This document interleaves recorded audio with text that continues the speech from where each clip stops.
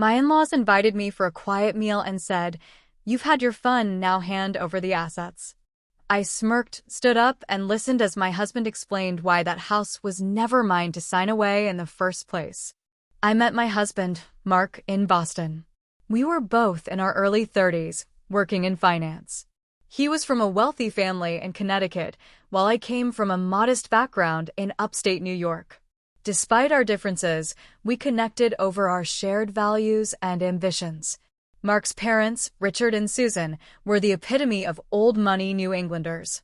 Richard, a retired banker, and Susan, a former socialite, lived in a sprawling colonial mansion in Greenwich. From the beginning, they made it clear that they didn't think I was good enough for their son. They never said it outright, but their passive-aggressive comments and cold demeanor spoke volumes. When Mark and I got engaged, they insisted on a prenuptial agreement. I understood their concerns and agreed without hesitation. I had my own career and wasn't after their money. We signed the prenup, and I thought that would be the end of it. After our wedding, Mark and I bought a house in a quiet neighborhood in West Hartford. It was a beautiful colonial-style home with a large backyard and plenty of space for the family we planned to start. Mark handled all the financial aspects of the purchase, and I trusted him completely. Over the years, we built a comfortable life together. I continued working in finance, and Mark started his own investment firm. We had 2 children, a boy and a girl, and our home was filled with love and laughter. Despite the occasional tension with Richard and Susan, we maintained a cordial relationship for the sake of the children. Then, one day, we received an invitation from Richard and Susan for a quiet meal at their home. It was unusual, as they rarely invited us over without a specific reason. Mark and I were curious, but agreed to go. When we arrived, the atmosphere was tense. The usual pleasantries were exchanged, but there was an underlying sense of urgency. After dinner, Richard cleared his throat and looked directly at me. "Emily," he said, "Susan and I have been discussing the future of the family assets." I raised an eyebrow. "Oh!" "Yes," Susan chimed in. "You've had your fun, dear. But it's time to hand over the assets. The house, the investments, it's time they return to the family." I blinked, taken aback. "I'm sorry, what?" Richard leaned forward. "The properties and investments that Mark put in your name. We believe it's time they were transferred back to him." I looked at Mark, who seemed unfazed. "Is this some kind of joke?" "Not at all," Susan said, sipping her wine. "It's just the sensible thing to do." I turned to Mark, expecting him to defend me. Instead, he calmly set down his fork and dabbed his mouth with a napkin. "Actually," he said, "the house and investments were never in Emily's name." I stared at him, confused. "What are you talking about?" He smiled. "I anticipated this might happen. So, I set up a trust before we got married. The assets are protected. They're not in Emily's name, and they're certainly not in yours." Richard's face turned red. "You mean to tell me you don't trust your own family?" "It's not about trust," Mark replied. "It's about foresight." Susan looked like she was about to explode. "How do you keep this from us?" Mark stood up. "Because I knew you'd react this way. And I wanted to protect Emily from your manipulations." We left shortly after, leaving Richard and Susan fuming at the dining table. In the car, I turned to Mark. "Why didn't you tell me about the trust?" He took my hand. "Because I wanted you to feel secure. And I knew that if my parents ever tried to pull something like this, we'd be ready." I smiled, grateful for his foresight.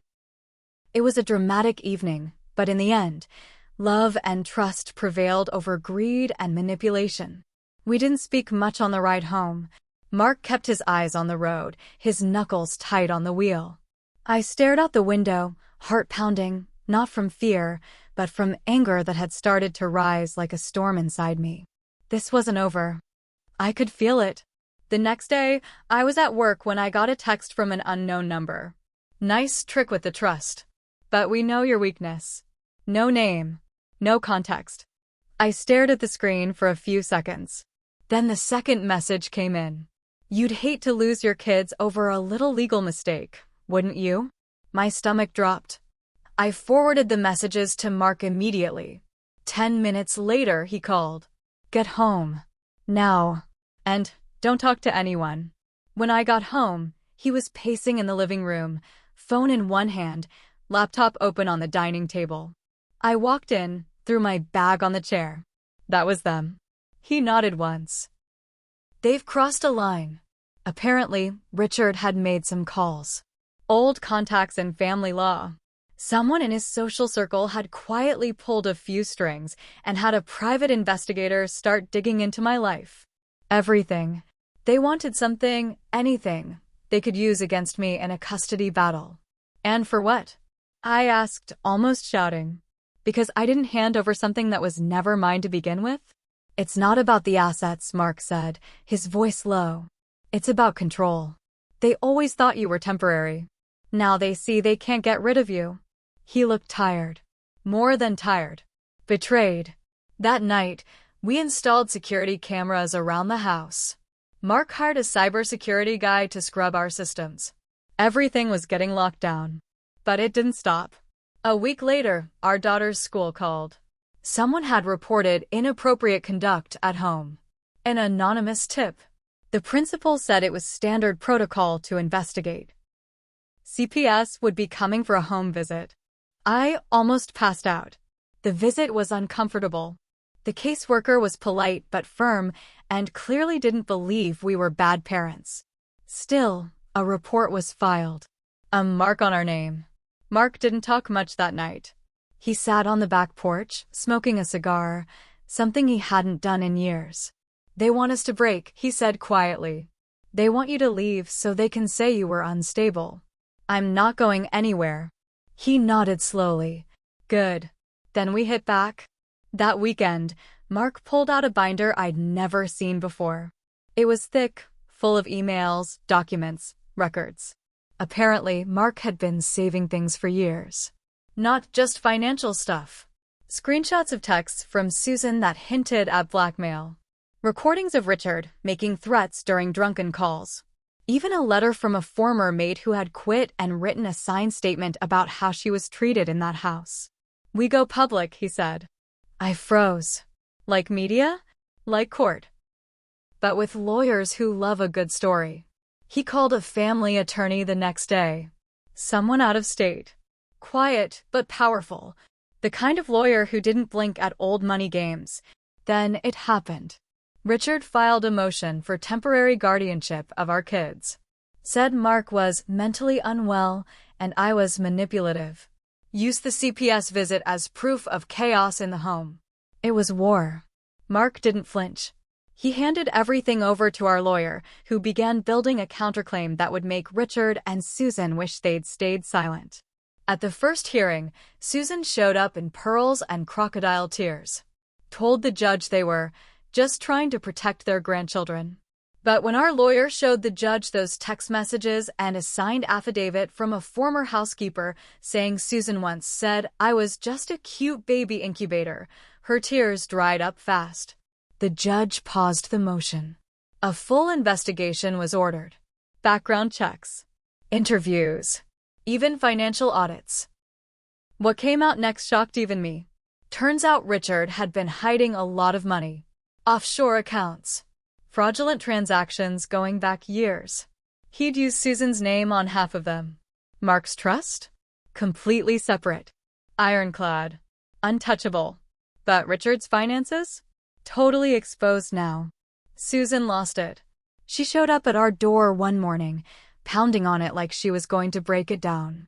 When I opened it, she shoved a folder into my chest. Inside was a letter. Handwritten. Rambling. Apologizing but also blaming me. Telling me I ruined her family. That if I didn't walk away, she would make sure my reputation was destroyed. I didn't say a word. Just closed the door in her face. Mark later told me his father had started talking about legacy preservation and even considered moving assets out of the country. It was unraveling. But something told me Susan wasn't done. And I was right. 3 days after Susan's doorstep meltdown, a manila envelope showed up in our mailbox. No return address. Mark opened it while I made breakfast, and the look on his face told me it wasn't a wedding invitation. Inside were photos. Old ones. Of me before I met Mark. At college parties, bars, even one where I'm holding a joint and laughing in someone's dorm room. Nothing illegal, just bad enough to make a conservative courtroom raise an eyebrow if framed the wrong way. Each one had a timestamp. Some had scribbled notes like "Mother of Two" and "This is your role model."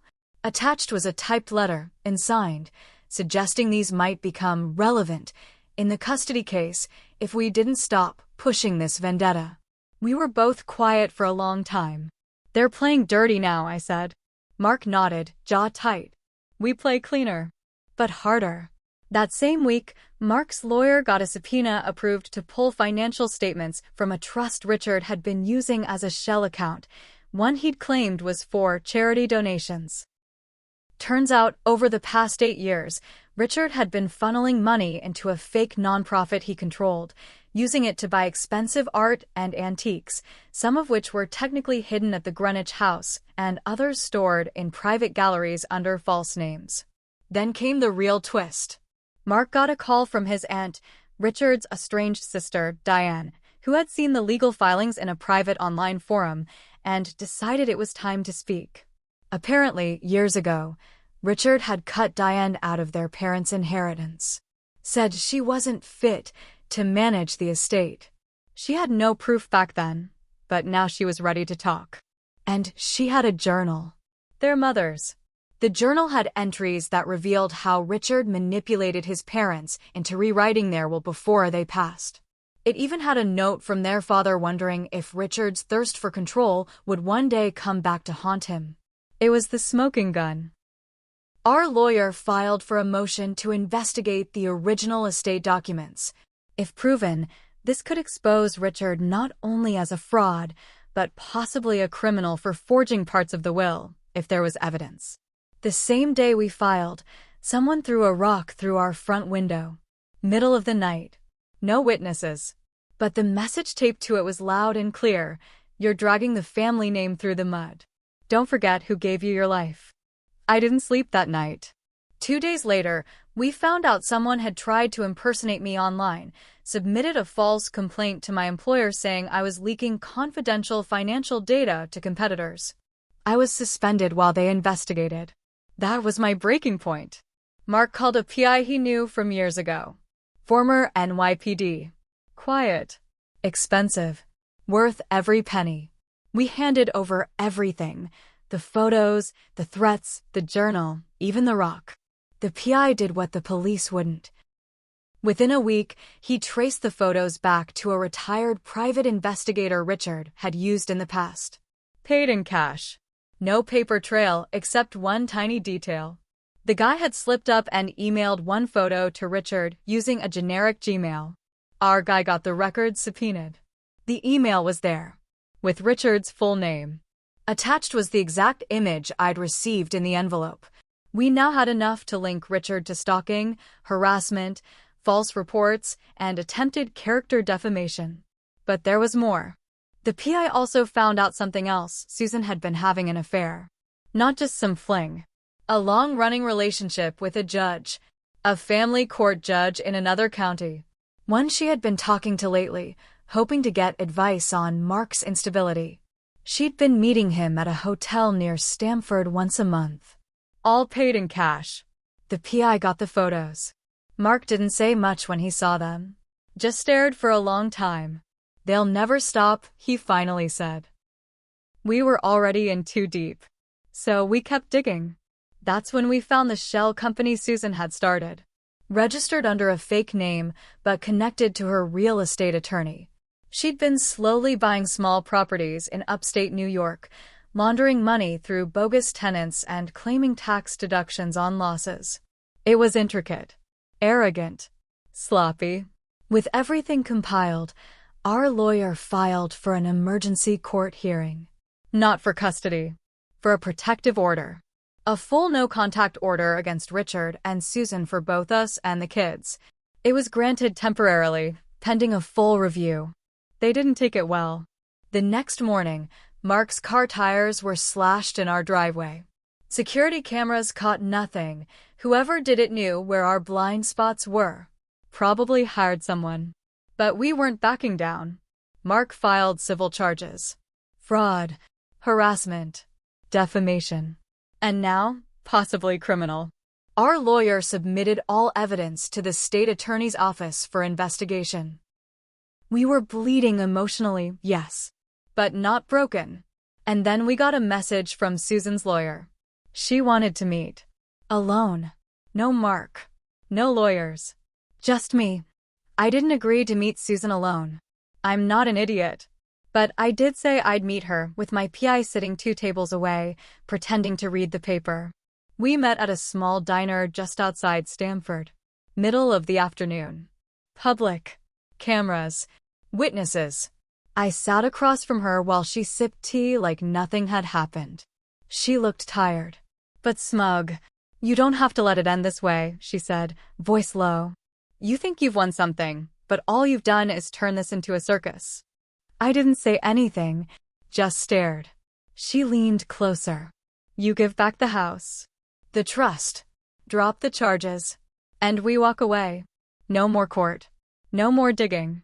Your kids go back to school without reporters knocking. I didn't even flinch. You sent anonymous threats. Lied to CPS. Tried to frame me. And you think I'm just going to walk away? Her face twisted, but only for a second. You don't understand. I've spent decades building this family's name. You think you're a match for me. That's when I slid a USB drive across the table. You might want to take a look at that, I said. Your little side business in Albany? The judge you're sleeping with? We have everything. His texts. Your property deeds. The hotel footage. And that fake nonprofit your husband ran? We traced the accounts. She didn't touch the drive. You're bluffing. I stood up. Then go ahead and find out. I walked away. The PI followed 5 minutes later. That night, her lawyer called ours. The voice on the voicemail shook. Susan was panicking. Richard had found out about the affair. He'd been arrested that afternoon. Wire fraud, tax evasion, conspiracy. The FBI was involved now. The judge Susan was involved with? Suspended. Under investigation. Mark and I sat on the couch, watching it all unfold on the news. We didn't smile. We didn't celebrate. Just sat there. Quiet. The court finalized the protective order 2 weeks later. Full no contact for 5 years. We were granted permanent sole custody. Susan and Richard's visitation rights were gone. But here's the part that's hard to admit. I messed up too. I'd let my anger take over. I'd let the fight consume me. I wasn't sleeping. I was short with the kids. Obsessed with every detail of revenge. There were nights I stared at those photos of my college days and wondered, did I deserve all this? Maybe not. But I'd played a part. I should have told Mark sooner how much their words had gotten to me. I should have let the courts handle it quietly instead of digging until it all exploded. I let myself become just as obsessed as them, for justice, for pride, for power. Mark forgave me. Said we survived because we stood together. But I still see their faces sometimes. In court. At that dinner table. At the diner. Susan lost everything. Their estate was seized. Legal fees crushed what little was left. Richard's going to prison. She's under house arrest. Her social circle? Gone. No one wants to be associated with her name now. And us? We sold the house in West Hartford. Moved out of Connecticut. Started over in Maine. Mark's firm is fine. The kids are in therapy. So am I. We live in a small home now. Quiet street. No staff. Just us. Sometimes I look back and ask myself, was it worth it? And every time I remember the night they tried to take my kids from me, I say yes. Because when someone tries to burn your life down, you don't just put out the fire. You make sure they never light another match again.